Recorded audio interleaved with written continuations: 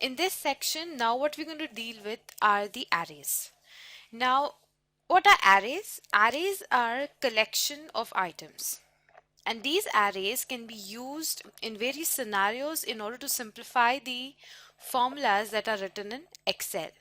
So if we use or if we compare the traditional approach of calculating numbers in Excel rather than doing it from arrays, you'll find there's a huge difference. When you do a traditional approach with the formulas, it is going to take you more time, it is going to be more cumbersome, and it can be full of errors. But if you are using arrays, all that can be avoided. So let's see how we can effectively use arrays.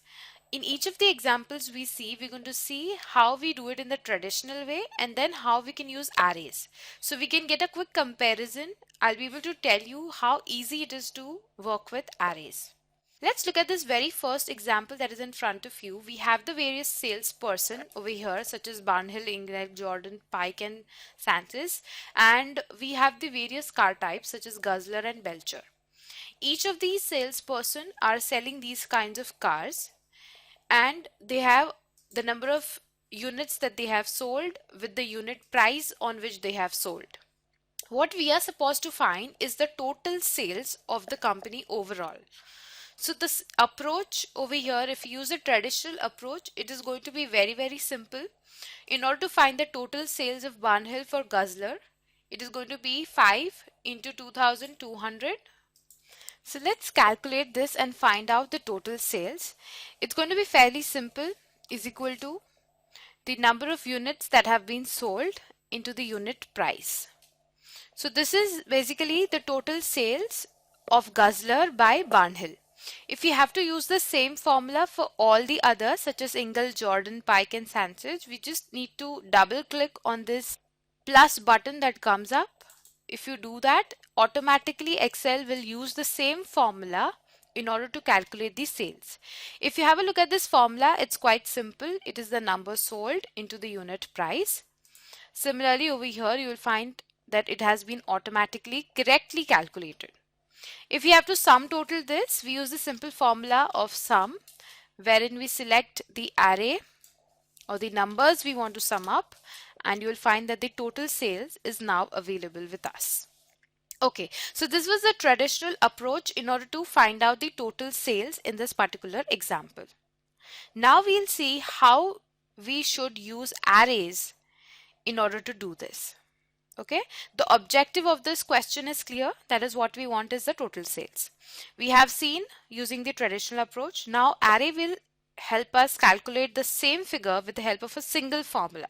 Now what is an array? Array is a collection of, let's say here in this case, it is a collection of number of units sold. This array is a collection of the unit price. Okay, so what we want is the number of cars that have been sold into the price, correct? This is going to eventually give us the total sales. So let's try and apply this by using an array formula. It would have sum D4 to D13. This entire array will be multiplied by the unit price. So this entire column or array, this entire thing, this is a collection, this is called as an array. Let's close the bracket and hit enter. We have an hash value. Have we used the array correctly? We have used the array correctly, but there is a slight change of finally getting the answer. There's a different way of handling arrays.